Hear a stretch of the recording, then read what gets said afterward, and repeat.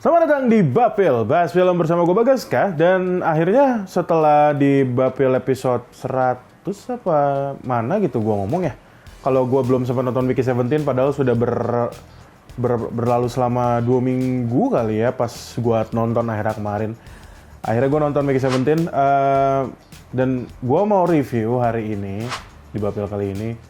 Agak bingung sih reviewnya kayak gimana, jadi expect lah seorang Bagaska yang bakal banyak dead air, bakal banyak bingungnya review film ini. Kenapa bingung?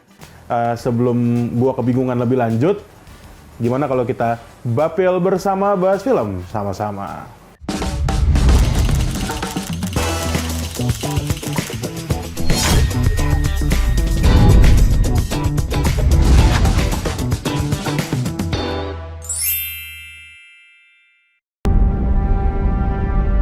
Hi, Mickey. Are you experiencing any vertigo? I guess I am feeling a little dizzy. Nah, I wouldn't be surprised if you're thinking at this point, what have I done? How lucky can one guy be? Nothing was working out and I wanted to get off of Earth. You're applying to be an expendable? Yeah, You read through the whole application. Ain't that a kick in the head? I should have read through it. Once you die, we'll print a new version of your body. My head keeps They spinning. made me work my ass off on one mission after another. Every time you die, we learn something new, and humanity moves forward. Oh, he's alive. It's fine. My life is gonna be beautiful. Vicky, it's not looking very good for you. Yeah, no. I'm sure you're used to it by now, but what's it feel like to die? Even on my 17th go around, I hate dying.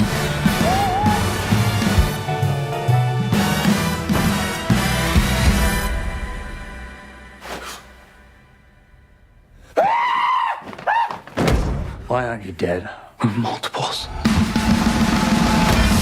Shining up this In brand. the case of multiples, It's just like, we exterminate every individual. tell me quick.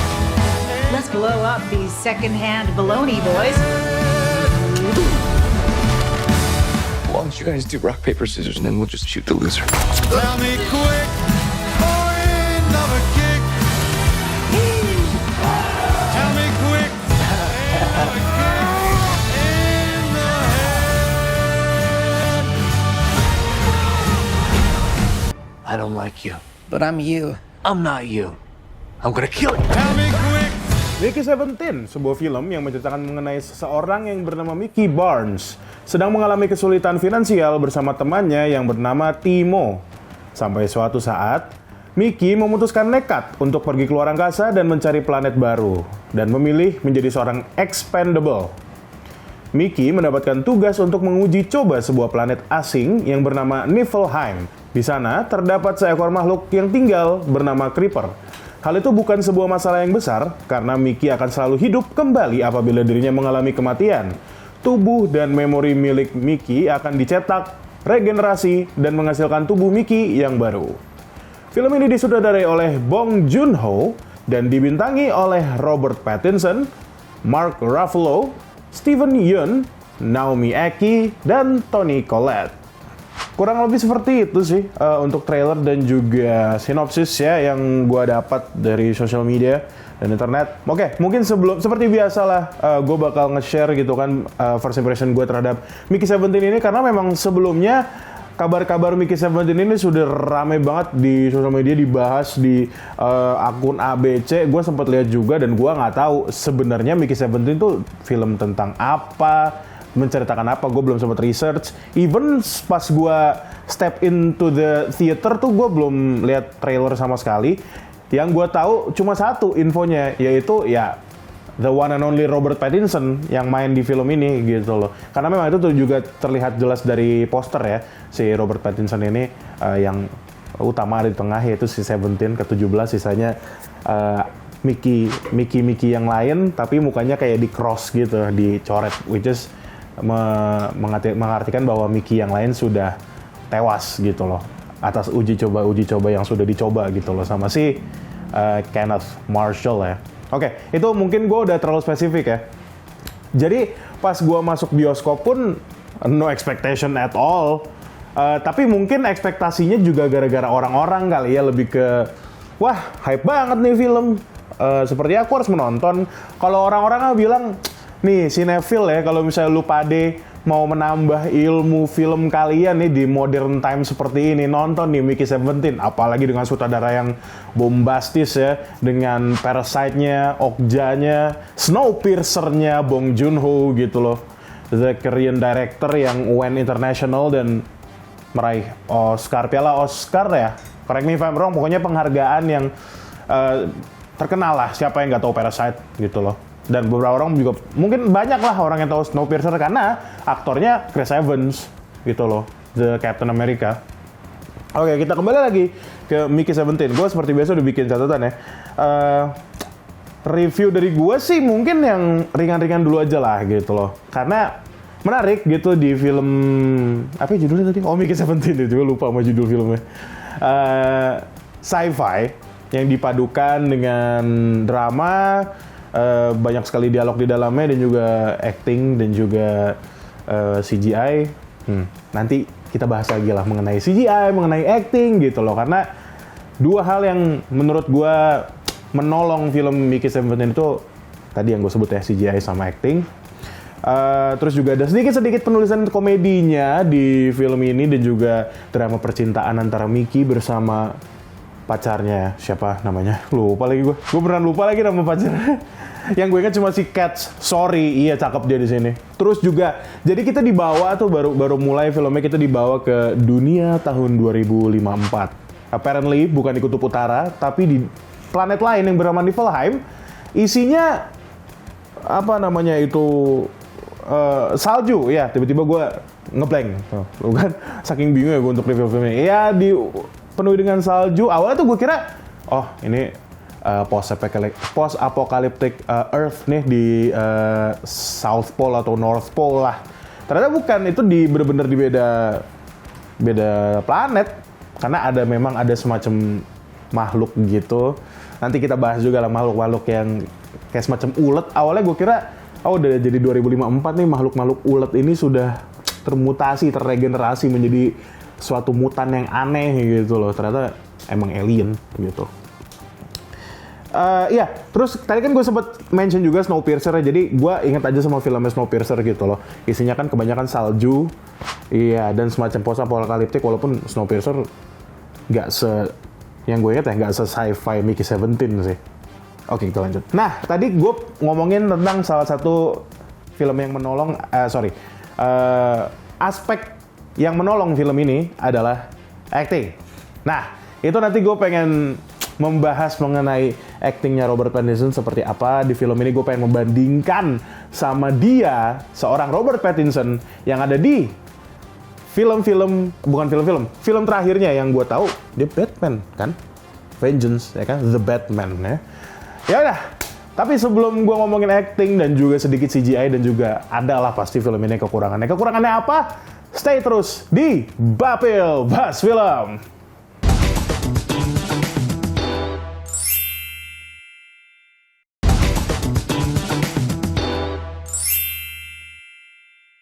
Masih di Bapel Bahas Film bersama gue Bagaska dan masih di Mickey 17. Tadi terakhir gue pengen ngomongin tentang acting dari beberapa aktor yang gue suka di sini juga sih. Ada Robert Pattinson, ada Mark Ruffalo di sini juga sebagai semacam antagonisnya.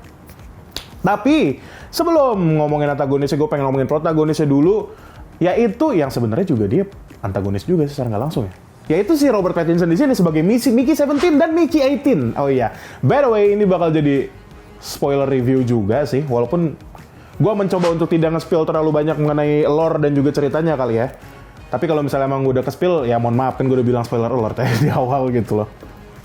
Oke, kita kembali lagi ke Robert Pattinson sebagai seorang Mickey 17 dan 18, Pak.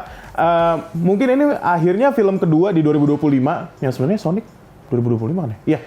Akhirnya satu aktor yang sama memerankan dua karakter yang berbeda. Setelah waktu itu Jim Carrey ya, saya gesrek sama dia di Sonic 3. Sedangkan di Mickey 17 ini, si Robert Pattinson di sini sebagai Mickey 17 yang dia tuh sebenarnya dia tuh kayak semacam penakut. Dia secara tidak langsung, walaupun dia bisa regenerasi, dia bisa mendapatkan tubuh baru dari pencetak 3D printer, enggak sih. Pokoknya pencetak tubuh si Mickey yang baru ini, Mickey 17 itu takut mati gitu loh. Dan 18 juga takut mati sebenarnya. Cuma secara sifatnya beda. Bedanya apa sih guys? 17. Nah, 17 ini penakut. Dia tuh semua dipikirkan dengan baik, nggak mau langsung emosi, dan bisa dibilang seperti introvert lah. Seperti introvert gitu loh dibanding pacarnya sendiri, dibanding teman-teman yang lainnya. Sedangkan untuk Mickey 18, ini kontras Pak. Kita diperlihatkan si Mickey 17 yang Mickey 17, Mickey 18 yang dikit-dikit emosi, dikit-dikit marah, semuanya harus A, B, C dengan detail gitu loh. Dan kalau misalnya gue pengen ini, gue ini gitu loh. Beda banget gitu loh. Kita tuh diperlihatkan dengan dua Robert Pattinson yang berbeda gitu. Mungkin gue bisa bilang Mickey 18 di sini si Batman aja kali ya. Karena dikit-dikit marah gitu kan. Udah gitu suaranya juga secara tone-nya beda loh Pak. Maksudnya di sini treatmentnya si 17 sama 18. 17, oke lah kalau 18 mungkin kita pernah mendengar suara Robert Pattinson itu ada di Batman gitu kan sebagai Bruce Wayne yang di The Batman. 17 Pak, gue juga kaget. Hah? Ini suara Robert Pattinson nih kayak begini gitu loh, bener-bener dicemprengin sama dia, dari intonasinya, dari semacam stutteringnya juga dia mainin. Pokoknya beda lah gitu loh sama film-film yang gue lihat dari Robert Pattinson. Even Twilight, ya. Kalian nonton Twilight nggak sih? Gue tuh salah satu yang bukan penonton Twilight loh guys. Sebenarnya gue cuma lihat beberapa klipnya aja gitu loh. Not my type of movie, mungkin romance dengan dia tuh apa sih, werewolf ya? Dengan make up-nya yang tebel itu, warna putih, bedaknya gitu loh. Nah, terus juga yang gue lihat juga di sini sih secara fisik kayaknya Robert Pattinson juga agak-agak ngurusin badan ya, yang gue lihat sih gitu ya. Maksudnya mungkin masih sih gitu loh seorang Mickey 17 yang kesiksa gitu loh dari 1 sampai 17 bulk gitu loh kayak si Bruce Wayne, enggak gitu loh. Si Pattinson di sini yang gue lihat sih dia agak-agak ngurusin badan, jadi kelihatan pipinya juga nggak tembem banget. Yang gue lihat sih gitu ya, mau 17 atau 18. Yang dikasih lihat perbedaannya cuma 17 sama 18 ini adalah dari sifat sih. Yang dimana kalau misalnya gue selalu ngomong ya, film tuh masing-masing punya nilai jual, entah dari acting, entah dari CGI, entah dari action, entah dari penulisan, entah dari nama gitu yang mereka punya. Mickey 17 ini menang nama, yaitu di sini ada Mark Ruffalo, ada juga Robert Pattinson ya kan, mereka tektokan di sini, yaitu Hulk sama The Batman. Terus juga sama acting gitu loh. Tadi yang baru gue bahas ya actingnya si Pattinson di sini ya. Semua all out lah Pattinson. Yang gue nggak expect juga di sini Mark Ruffalo Pak. Akhirnya setelah sekian lama kita melihat Mark Ruffalo sebagai dirinya sendiri gitu kan di Avengers sebagai Bruce Banner. Oh iya sama-sama Bruce ya mereka ya. Gue juga baru sadar. Bruce Banner gitu kan sebagai Hulk yang gue lihat sih ya Mark Ruffalo sebagai dirinya sendiri aja gitu di MCU. Wah dia berbeda Pak di sini Pak. Walaupun ada lah sedikit titik Mark Ruffalo-nya di situ. He's trying to be someone. Dia mencoba untuk menyindir seseorang gitu ya. Katanya sih menyindir Trump. Katanya. Karena yang gue lihat dari gerak-geriknya juga, yang gue lihat gerak-gerik, gak usah badan, mulut lah. Mulutnya si Mark Ruffalo, cara ngomongnya Mark Ruffalo, nailed it semuanya. Gue sangat mengapresiasi beliau di film ini. Terus juga karakternya menarik karena dia tuh sebenarnya seorang leader gitu loh dari movement yang ke Niflheim ya, gue lupa nama movementnya apa. Tapi satu sisi juga dia tuh leader yang apa sebutannya? Gue di catatan gue apa sih? Bentar, gue udah nyatet guys. Dia tuh leader yang kayak nggak apa sih sebutannya? Bentar. Dominan. That's the word ya. Dia tuh bukan leader yang dominan gitu. Harusnya kan kalau pemimpin tuh harus memimpin, mengatur bla bla bla. Kenapa gue bisa bilang gak dominan? Karena terlihat dari bagaimana cara dia meminta saran dari istrinya. Udah gitu cara minta sarannya tuh bisik-bisik gitu loh biar gak kelihatan sama orang lain, biar kalau sifat asli dia tuh sebenarnya nggak dominan. Dia tuh tidak mempunyai pendirian yang kuat gitu loh sebagai seorang leader. Jadi menarik sih. Dan ngomongin istrinya juga agak iri gitulah, gue ngelihatnya mengerikan karena secara nggak langsung yang dominan adalah istrinya, walaupun istrinya nggak punya kuasa atas kontrol segala yang ada di situ. Jadi mau nggak mau dia menyalurkannya lewat suaminya. Jadi sangat menarik di bagian acting sih guys dan pengkarakterisasi itu. Nah, tadi gue juga ngomong CGI-nya enak dilihat. CGI ini gue lebih ke para creepernya nih. Gue agak aneh sebenarnya mengingat creeper itu seharusnya nanti ya di April kita nonton Minecraft tuh creeper beneran baru. Gue nggak sabar juga nonton Minecraft ya.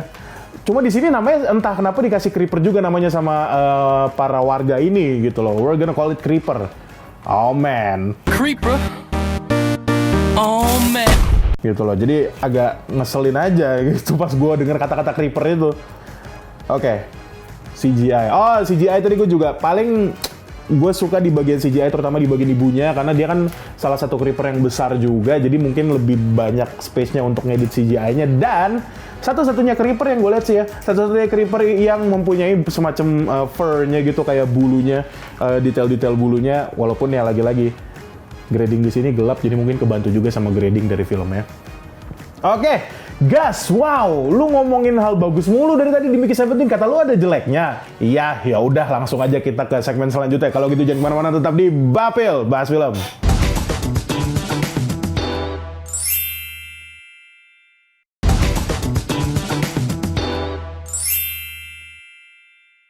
Balik lagi di Bapil, di Mickey 17. Langsung aja ya kekurangannya. Tadi kan udah pada nanya, Gas, mana kekurangan lu? Katanya AD gitu. AD banyak. Yang menurut gue sangat sayang gitu loh. Karena kalau misalnya teman-teman nonton filmnya, dan kalau misalnya teman-teman masuk bioskop dan ngitung gitu loh. Ngitung, gue udah berapa jam nonton nih? Gue udah berapa jam nonton? Karena cukup lama film ini kayak 2 menit 17 detik.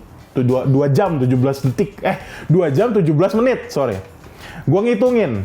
Kebetulan, dari awal film sampai 30 menit ke depan itu ternyata baru intro dari filmnya Pak. Gue juga oke, udah mulai nih gitu loh. Jadi adegan tuh dimulai dengan si Mickey 17 yang lagi tersungkur di bawah kayak di semacam jurang, pokoknya jurang es gitulah udah di dalam Pak. Apa sebutannya sih? Palung, bukan palung. Ya itulah pokoknya. Dia pingsan, dia juga heran lah kok gue belum mati, kok gue masih hidup gitu loh dengan apa yang terjadi ke gue tadi gitu. Akhirnya disamperin sama temennya. Dia nggak mau nolongin temennya nih karena ya tahu ya elah ntar lu juga bakal dicetak lagi, lu bakal hidup lagi. Ya udah deh, dia juga udah pasrah kan si Mickey. Habis itu ya udah dia pergi. Apparently dia ketemu sama para creeper ini yang spoiler alert, creeper di sini ternyata intelligent gitu loh. Mereka punya intelligence yang sama kurang lebih kayak manusia dan dia bisa komunikasi sama manusia, dia mengerti perasaan manusia. Jadi si creeper ini, para creeper ini menolong si Mickey untuk keluar dari jurang itu. Selamat lah, Mickey nggak jadi mati di situ. Nah itu kita dibawa tuh. Kalau gue agak lupa deh pas kapan. Tapi pokoknya pas mau diselamatkan. Oh, ibunya si creeper itu ada di atasnya si Mickey. Flashback kita ke awal-awal gimana sih Mickey ini bisa pergi keluar angkasa, bisa jadi expendable ya kan. Ternyata dia ada kayak semacam masalah finansial. Dia tuh dulu buka buka toko makaron ya. Dia buka toko makaron. Masalah sama semacam rentenir, mafia, semacam itulah. Akhirnya dia ke luar angkasa, ada tawaran untuk kerja untuk menjadi seorang expendable. Expendable ini adalah ya sebenarnya jatuhnya kelinci percobaan sih. Terserah lu mau disiksa kayak mau diapa, tapi ujung-ujungnya adalah lu hidup lagi, ntar badan lu bakal dicetak lagi gitu loh di mesin cetak itu. Nah, kenapa menurut gua kekurangannya adalah di situ? Backstory-nya si Mickey 30 menit pertama banget, 30 menit pertama kita tuh udah liatin sama Mickey pertama nih, Mickey 1 nih, yang keluar angkasa. Dia ketemu sama si pacarnya, dia bagaimana cara dia beradaptasi di lingkungannya dengan makanan-makanan aneh itu. Asik sih menurut gue gitu. Tapi gue rasa nggak perlu sampai 17 deh Mickey-nya. Karena kita nggak didalemin sama 1, 2, 3, 4, 5, 6, 7, 8, 9, 10, sampai 17 Mickey-nya. Kita cuma didalemin ke 1. Yang gue ingat malah, yang didalemin karakternya cuma Mickey 1 sama Mickey 17. Sisanya ya udah gimmick gitu loh. Percobaan, mati, percobaan, mati, percobaan, mati. Diliatin sih maksudnya gitu loh. Diliatin adegan-adegannya ini. Suruh nyoba ke planet ini, suruh napas. Oh ternyata ada semacam bakteri. Akhirnya dia juga nggak kuat, badannya mati. Disuruh nyoba lama di luar angkasa yang nggak bisa ditunjukkan ya adegannya di TV karena tangannya putul gitu kan, mati gitu loh karena udah kehabisan oksigen dan beda temperatur. Tapi udah gitu doang. Menurut gua Karena kenapa gue bilang sangat wasted gitu loh, kenapa harus sampai 17? Novel aslinya kan ada Mickey 7, cuma 7 doang gitu loh. Kayaknya kalau misalnya dibikin jadi Mickey 7 aja, nggak masalah deh. Nggak bikin beda gitu loh perasaan filmnya. Terus poin yang lain adalah kenapa sayang gitu loh 30 menit ini cuma dijadiin backstory-nya si Mickey yang sebenarnya juga nggak dalam-dalam banget itu. Kita tuh bisa backstory-nya Kenneth Marshall gitu loh, kenapa dia pengen banget jadi leader, udah gitu leadernya semacam korup gitu. Well, mungkin dikasih tahu gitu kan, dikasih tahu dia tuh sempat semacam nyalon tapi gagal, akhirnya dia bikin gerakan sendiri. Tapi menurut gue nggak dalam sih, sentuhan personalnya nggak dalam. Timo yang juga sebenarnya temannya si Mickey, akhirnya kan ada semacam konflik gitu kalau dia tuh dikejar sama rentenir itu. Gue lupa namanya, Darius siapa gitu, Darius Blank kalau nggak salah. Itu juga menurut gue nggak didalemin juga karena udah keambil gitu loh screen time-nya sama si Robert Pattinson sebagai Mickey 1. Dikasih tahu kenapa dia harus naik ke luar angkasa, dia harus pindah gitu loh. Saking desperate-nya dia harus pindah planet. Kan itu 2054 juga kan. Jadi menurut gue sangat sayang di 30 menit pertama gak didalemin satu karakter. Setidaknya Mickey oke lah. Mickey Barnes di sini backstory-nya menurut gue oke. Mark Ruffalo sih yang sayang sebagai Kenneth Marshall ya. Kita diliatin dia cuma seorang apa sih sebenarnya menjadi presiden semacam itulah yang gagal gitu. Habis itu ya udah gue pengen bikin gerakan sendiri. Kalau misalnya ini tidak digerakkan, maksudnya gerakan ini nggak gue lakukan, ya terus kenapa? Gitu ya duit sih ya, masalah duit dan kekayaan itu dan ke wealthyan dan ke rasa ingin dikenal gitu kali ya. Ya kurang personal buat gue sih. Ya. Paling itu sih yang bisa gue review untuk Mickey 17 ya. Mulai dari tadi kan kelebihan dari film ini tentang acting yang menurut gue film ini sangat menjual acting. Jadi buat teman-teman yang ingin melihat Robert Pattinson, yang teman-teman kan tahu ya Robert Pattinson itu ya yang ada di Twilight, mungkin beberapa dari kalian nonton, dan kalau gue sih ya The Batman ya gitu loh. Si Pattinson ini sangat intimidatif, udah gitu sebagai Batman-nya juga, sebagai Bruce Wayne seperti apa. Terus kalau misalnya teman-teman nonton Mickey 17, buanglah semua ekspektasi itu karena teman-teman akan dibawa ke Robert Pattinson yang lain. Sisi Robert Pattinson yang penakut, yang cupu ya culun. Walaupun di Mickey 18 Robert Pattinson-nya mengerikan juga gitu loh, sangat psycho, dikit-dikit harus aku akan bunuh dia gitu loh, mau dikit-dikit begitulah ya. Sebenarnya masuk akal juga sih kalau misalnya Mickey 18 berpikir seperti itu gitu loh. I would do the same. Ya itu sih, dan kekurangannya tadi ya tentang 30 menit pertama tuh sayang banget. Gue kaget tuh pas 30 menit pertama, lah baru setengah jam baru title card gitu loh, Mickey 17, Mickey 18 gitulah. Kaget tuh gue. Ya paling itu sih yang dibahas dari film ini. Ya satu hal sih yang gue tangkap dari film ini, antara film ini tentang semacam penjajahan gitu, nyindir orang-orang gitulah, penjajahan yang sebenarnya dia ini citizen aslinya tapi dijajah sama alien. Maksudnya alien tuh ya ras lain atau suku lain ya kan. Maksudnya di sini ceritain si Creeper-nya yang sebenarnya di situ, tapi kok manusia datang ke Niflheim semena-mena nih gitu loh, semau-maunya gitu. Padahal ini rumah kita gitu.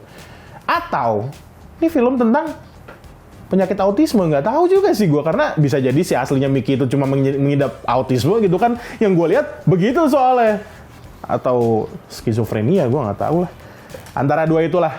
Tapi overall film ini biasa aja jujur, maksudnya sinematografi juga biasa aja soalnya. Ya udahlah, bagi yang mau lihat actingnya sih nonton film ini ya. Ya udahlah kalau gitu, kita ketemu lagi di Bapil selanjutnya ya. Thank you. Ya udah, dadah.